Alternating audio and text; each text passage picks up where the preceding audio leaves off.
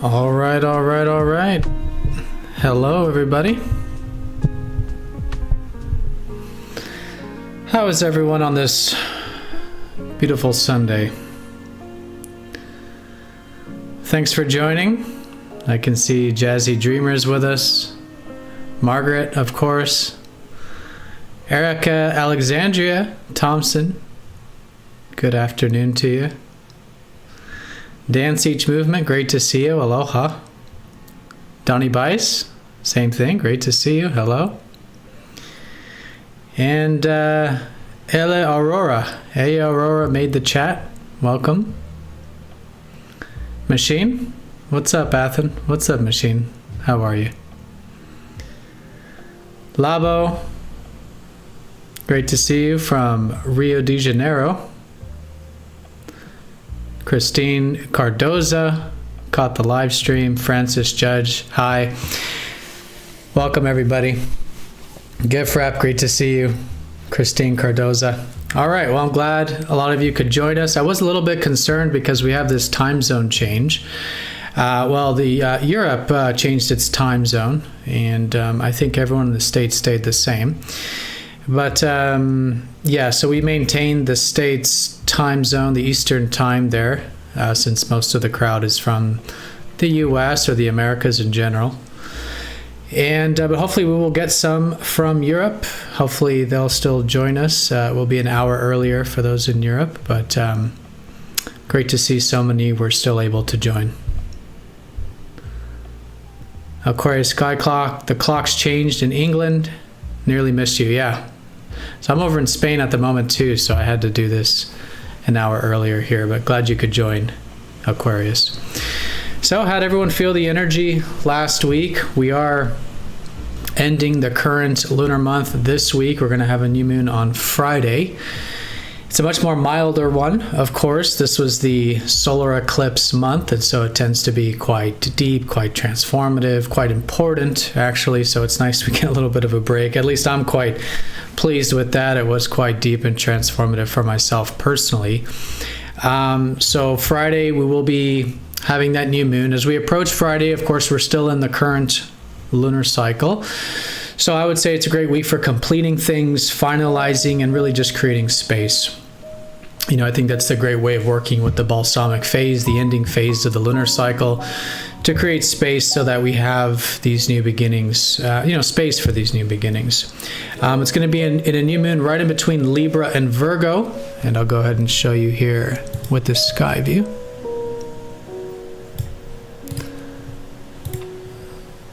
So this appears to be on November 2nd, so we'll go ahead and back this up. Oh, whoops, that was years.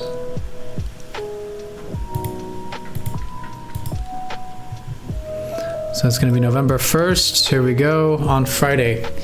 As you can see visually, the moon will be a little further back here. The moon will look something more like this.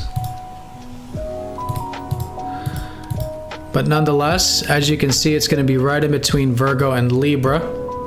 So using the midpoints, which is what we use, you see if you were to draw a line from the end of Virgo and draw it all the way through, and if you were to draw a line from, well, you wouldn't need to because Libra here, right on the ecliptic, this star here. So the midpoint's the halfway point.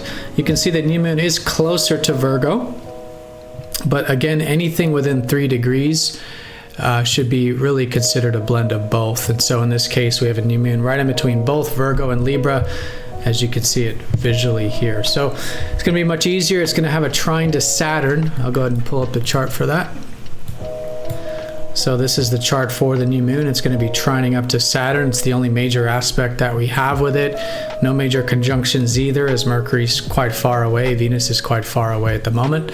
So nice to see that grounded, responsible, patient Saturn is supporting this whole thing. But it is going to be really a new beginning too, both continuing with the Virgo stuff. This last solar eclipse was Virgo, right? So this whole month was about developing the healthy qualities of Virgo, healthy work, healthy doing, healthy structure in our life, healthy improvement, healthy perfection, right? All that kind of details and structural energy.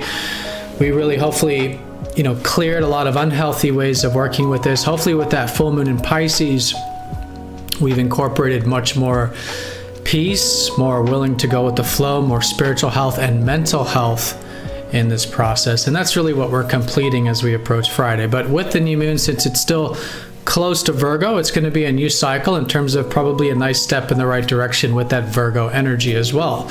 Again, the improvement, refinement, work, really good for Virgo, especially this part of Virgo is personal development. And being closer to Libra, though, it's likely going to play a main theme for this month around relating, around fundamentally bringing more balance to our life, as that's what Libra is, the scales. But a lot of themes can come up with relationships, right? So not just our personal relationships like, what we think of as relationships, but really all of our one-on-one dealings, all of our contracts, all of our agreements, all of the one-on-one connections that we have in life. And, starting to see how we can bring things to, or maintain things in an even keel. Getting into the dynamics of relating, the dynamics of give and take, the dynamics of finding mutual agreements, cooperation, justice, what's right, what's balanced for both parties, of course. So this is balance in our own life and in interpersonal. And I do think that this new moon is going to play more of a role in Libra, even though that it is slightly closer to Virgo. And the reason is that, we're going to have the sun go into Libra shortly next week. So that's going to place more of a focus on that kind of a stuff anyways. So any intentions you can set around maybe some more of this Virgo stuff, but I would say specifically Libra, bringing more balance to life, bringing more one-on-one healthy development, cultivating the dynamics of relationships. These kinds of themes are great to set intentions with. So I'll check in with you guys, next week. We'll see how the energies do start. Again, they'll be around Friday. Good to be both receptive, see what life wants us to develop here, but also setting the intentions. Setting any intentions for the month is great. And again, with a trine to Saturn helps us do all this in a grounded and structural sort of way. Oh, thanks so much for the super chat, Spencer. Actually, that's the first donation I've gotten from a live stream, because I didn't even know I had this hooked up, actually. So thank you so much for that. Alrighty, so let's see, how's everyone been feeling? Any questions? So question from Christine Cardoza. Pluto in Aquarius? Well, no, Pluto's not in Aquarius in true sidereal. So Pluto's in Aquarius in mainstream astrology. Let's go this way, it'll be a little bit faster. So I'll show you that visually here. So if you do, use a telescope, if you do use a planetarium software, you will see Pluto right in between Sagittarius and Capricorn. But now this will be the last time Pluto will be close to Sag, so really finishing up all that Sagittarius energy from really the past almost 2 decades, since, 2008? 2008, I believe, is when Pluto entered Sagittarius, or officially entered.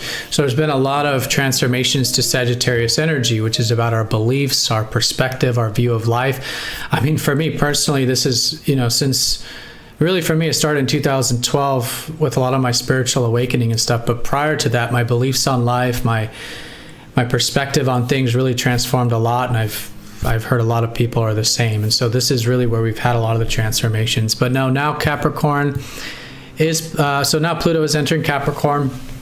That's going to be major transformations, as it already started this year, really. Major transformations to our structures. And this is both personally and, of course, collectively as well. The last time we had this was actually during the late 1700s, 1776, actually, to mark this year is exactly where the Pluto was this year, as it was in 1776, which was the birth of the United States, and a lot of changes going from monarchy into republic and democratic forms of governance. Then we started to see a lot of transformations from monarchy to, these freer governments in Europe, and of course Asia had their own restructuring too. So this was a lot of restructuring going on collectively at this time, and that's what we're expecting here now with Pluto in Capricorn.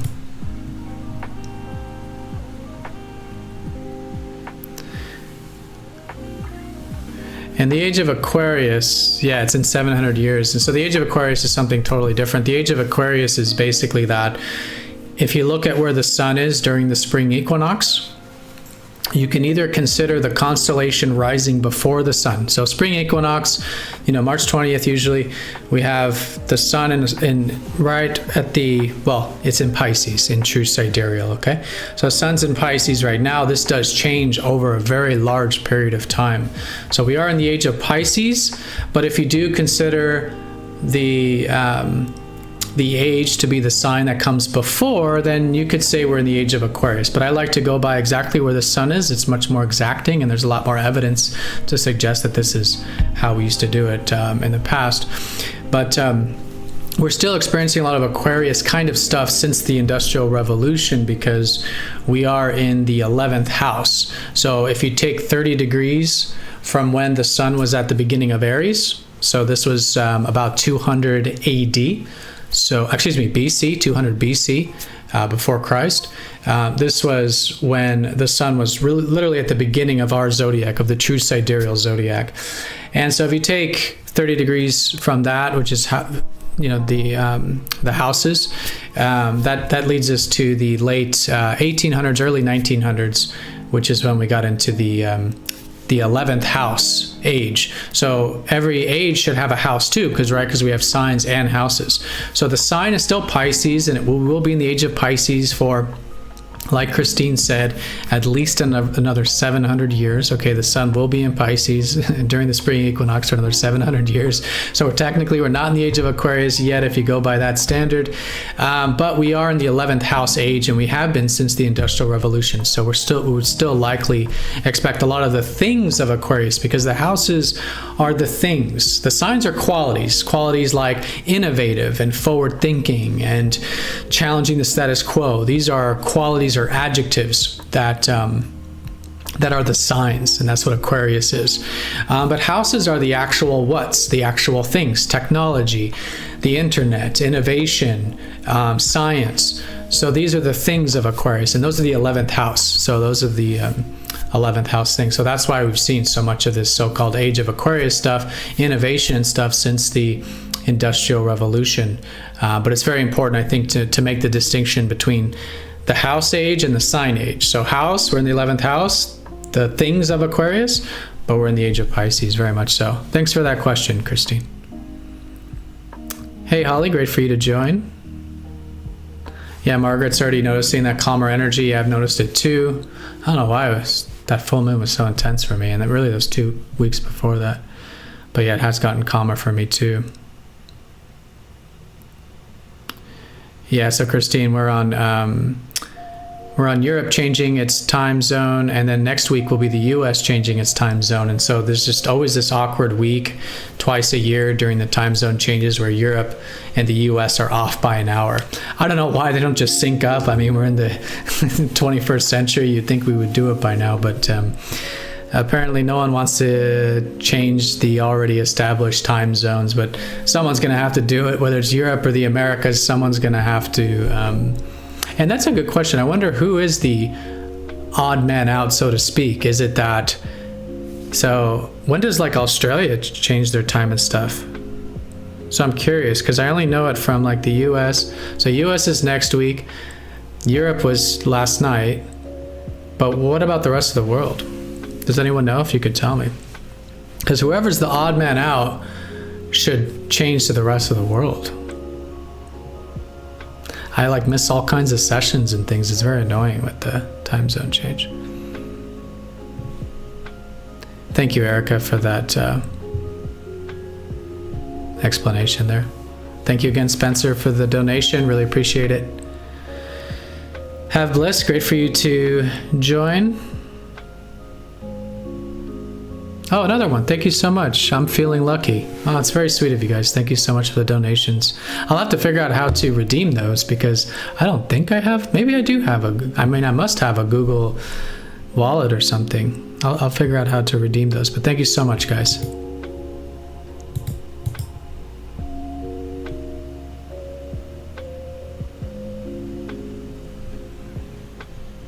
So I'm feeling lucky did say, let's celebrate their first super on a live stream.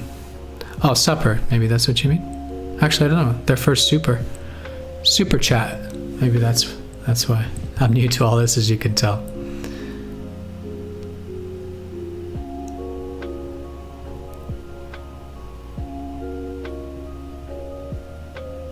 So Have Bliss says that her native Venus is in Ophiuchus, so it should be a good time for me. Yeah, and that means you're also having your Venus return, right? So we've got Venus now starting to go into Ophiuchus this week, so that's going to be on Wednesday. So that's going to place a shift into that. It's already been in the deeper world, so we've had Venus in Scorpio for over the past week now. So it's been good to connect in, like when we talk about Libra, we talk about relationships and coming to mutual agreements. This brings up a really good point that it's actually going to be through the ruler of how we're going to do that. So in other words, if we're looking at Libra and we're saying, okay, it's now the lunar cycle for Libra, balance, fairness, mutuality, where Venus is, the ruler of Libra, is going to show us where we can do that. And so she's been in Scorpio. She's shifting into Ophiuchus on Wednesday. These are both the really deep parts of life. So it's already been good to enjoy relationships on a deeper level. Themes around trust, intimacy, vulnerability, deep diving, in our close relationships, but at the same time creating boundaries and, still having that stinger, right? Scorpio is still important to have boundaries and protect ourselves when it comes to relationships where there isn't that mutual depth and trust. So that sense of what really matters though, right? And this value and enjoyment to connect deeper in life. So that's already been going on. But now that Venus is going into Ophiuchus, it's going to likely add to the more healing energy. So whether it's the intention or not, we don't have to set the intention. Just naturally, through our one-on-one connections, we'll likely notice them being very healing and very therapeutic. And then once Venus does get over that galactic center, so let's see when that will be. So when we start looking around the 7th, the 8th, so basically next week,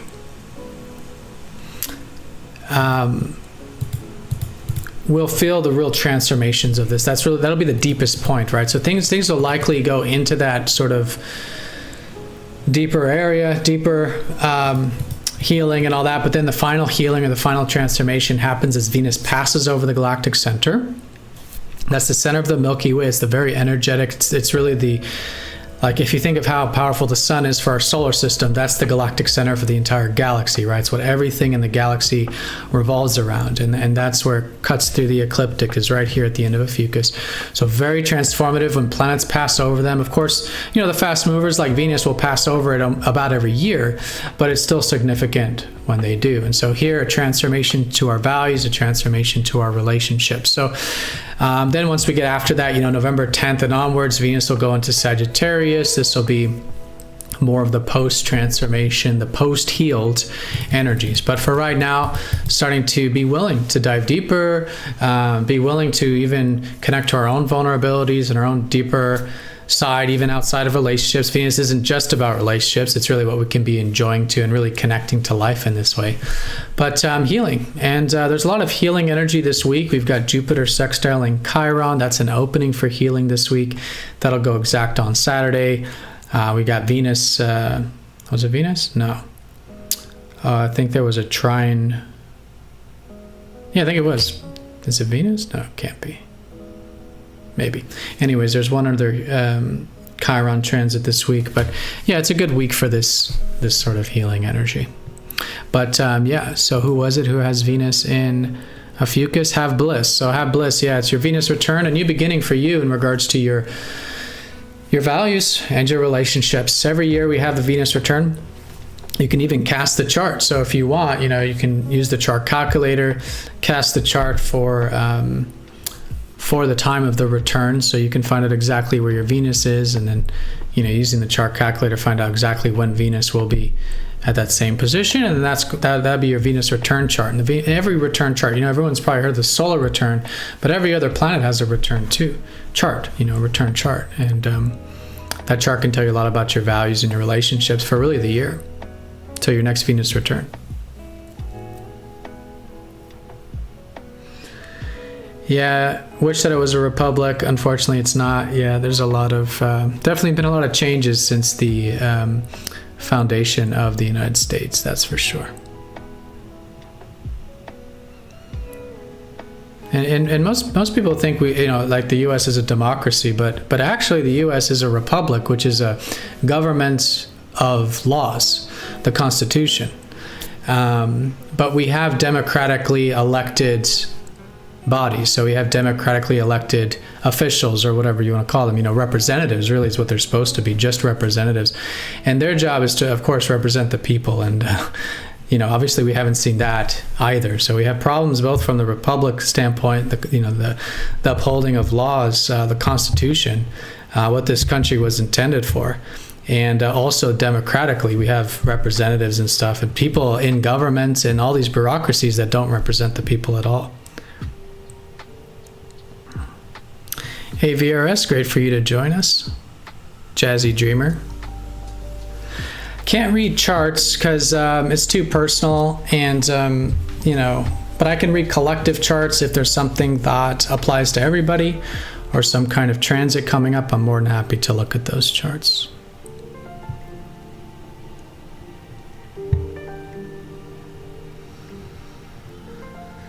Yeah, Pisces is a large constellation, Spencer. Yep. So that's always going to bring out, really stretch out those Pisces. So Virgo and Pisces share that, right? So Virgo's huge. I mean, Virgo's the largest. Virgo's by far the largest constellation. Well, I wouldn't say by far, but it's very large. It takes up literally the whole month of October. And I get asked questions a lot, like what happened to October? When I list all the dates of the sun signs, October's gone because it's like part of Libra. So I start Libra September, late September, and then it finishes early November because of how large it is. But Pisces, I think, is the second largest. Maybe someone can check me on that, but Pisces, I think, is the second largest as well. And this poses like interesting questions too, like why are certain constellations larger than others?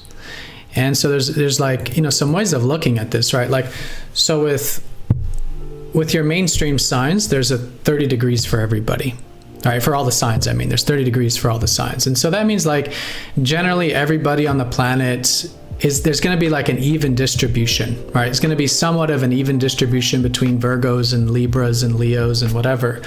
Aside from the fact that at certain times of the year, there is a birth rate increase, but it's slight. But whenever you're factoring the actual size of the constellations, it becomes very interesting because all of a sudden now you have more Virgos out there than Libras, right? For example, so Virgo is extremely large constellation. Libra is very small. And that just naturally means that you're going to have way more sun sign Virgos or moon sign Virgos than sun and moon Libras. And so then I ask the question, like, okay, so it must be from like a natural sense, natural world sense that we need more Virgos, right? Nature itself naturally is going to need and have more Virgo energies, and not just humans, right? Animals too, right? It's going to be more Virgo animals too, right?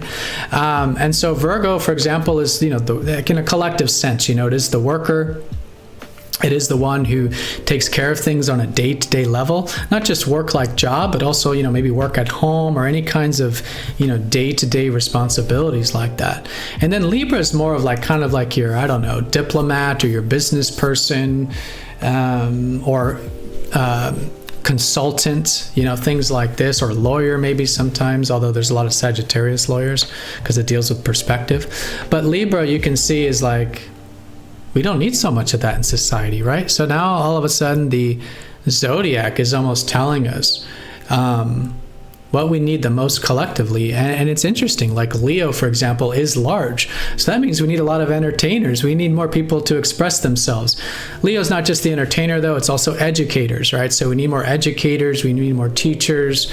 We need basically more people expressing themselves as much as possible. Cancer, the protector, protector roles, the police, or things like this. We don't need that many. Cancer, apparently. Now, Cancer is, of course, the maternal energy of the mother, but that's something that, of course, is shared with everybody. But when it comes to roles in societies and specific signs, apparently we don't need that much Cancer. Gemini's kind of average. We apparently need a lot of Tauruses, which is really the grounded and resourceful person, the person that takes things slowly and steadily, and it really works with Earth. So Taurus, we can get into things like food, grocery, nutrition, all that kind of stuff, and so forth.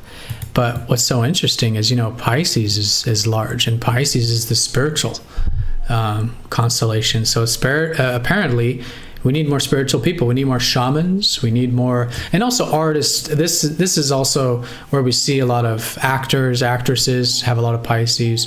Anyone who's able to embody different energies, right, and connect to the collective unconscious. Psychologists are also Pisces. So there's actually quite a lot of professions that are Pisces, from social workers to psychologists, spiritual professions to actors, actresses, other creative careers like like artwork, art, visual art and things like that too.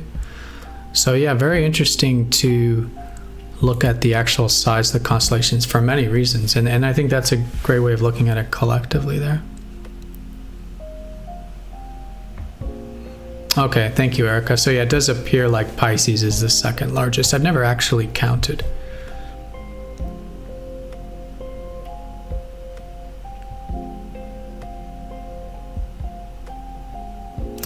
Right, so Arizona, Indiana, and Hawaii don't adhere to time changes. All right, so I guess that throws things off too. All right, but I guess you guys are probably more used to it because like you don't even have to change, so you're just used to whenever the rest of the world changes. But when two countries are changing a week apart, it really, for me anyways, really throws things off. Yeah, so Virgo's the largest, yeah.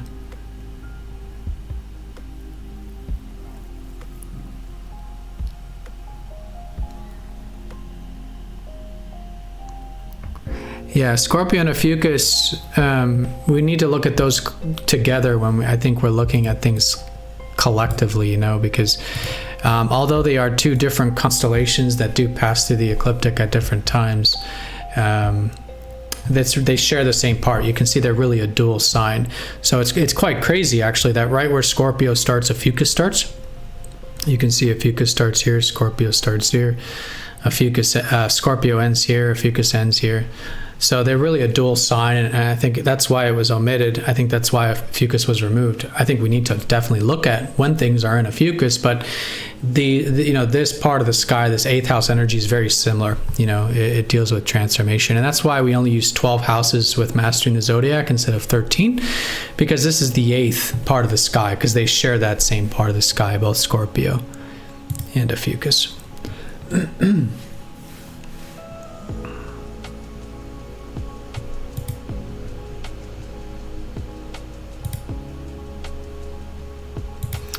So Labo, let me see if I understand your question. With what element Ophiuchus is related? Yeah, so again, if we go by the 8th house part of the sky, it's going to have the same element and modality as Scorpio. Okay, so traditionally this whole part of the sky is water and fixed. So water would be the element. But a lot of people say that Ophiuchus should be considered ether. Okay, so ether is very popular, and I understand why, because ether is the kind of like, 5th element that comes out of the 4th, and it's very much how that galactic center is, like we were talking about, where it's such a high frequency and it's so late in the stages. It's like lighter than everything, I think, at least the 4 elements. And so it's really this highest octave of water is the way I would read it, and that's what Ophiuchus is, that highest octave of Scorpio. And ether, requires a tremendous amount of transformation there. Hi from Finland, Ipa5, great for you to join us. Good to see you.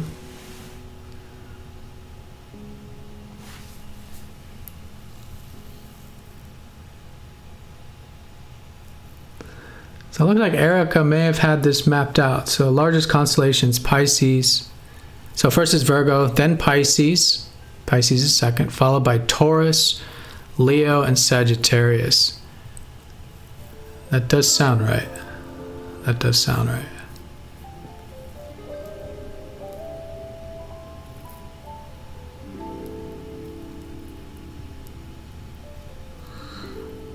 Have bliss. I can represent myself.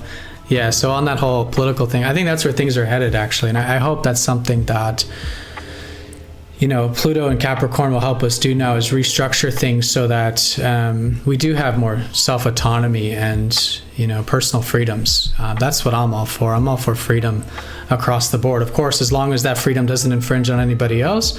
And of course, as long as it doesn't affect the environment. I do believe that the environment does need to be protected. But as long as those two things aren't affected, then I don't see why we need a mommy daddy government to tell us how to live our life. I'm not a advocate of the nanny state whatsoever. Yeah, so Ophiuchus is ether, plasma, and well, so mutable, so for sure, like you could say it's mutable, but it's definitely in the fixed part of the sky, right? So fixed means very clear and very firm and very direct in terms of what it represents. Mutable would be like Sagittarius, which is close by, and there is an argument for that, right? That you could say that Ophiuchus is the blend between Scorpio and Sagittarius, right? Because Scorpio is that deeper energy, and then Sagittarius is that, again, freer energy, right? So we have Scorpio, which is fixed, and then we have Sagittarius, which is mutable. And so you could say that Ophiuchus is a mix between the fixed and the mutable, right? So I could totally see how Ophiuchus would be read as mutable too. And that's all that's important. The only reason we really need to get into these elements is so that we understand the fundamental of the sign itself. So here with Ophiuchus, we just need to make sure we understand the fundamental of what Ophiuchus is about. Wow, that was an insanely fast 30 minutes. I just realized that. That's crazy. All right, well, that's 30 minutes, everybody. Yeah, so let me go through your chats. I feel like I didn't get to hear too much of everybody. Let's see. Virgo, Pisces are my north and south nodes. Yeah, so you're having then probably your north node opposition if your north node is in Virgo, Angelique. So very important month it's been for you, I think, in terms of these transformations. Great time to set new intentions too, I think. All right, so I'm gonna start closing this out. I'm gonna go through the chat here real quick, just see if there's any other comments, things I can go through quickly here. Oh, thank you so much, Dance Siege Movement. Oh, thank you, River. Very supportive.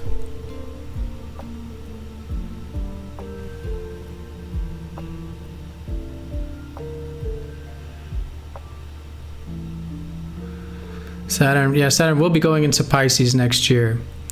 So right now it's in Aquarius, so we're in the Saturn in Aquarius, which is really where we've started to structure a lot of things with innovation and technology. And then next year it'll start really doing work spiritually. That'll be important.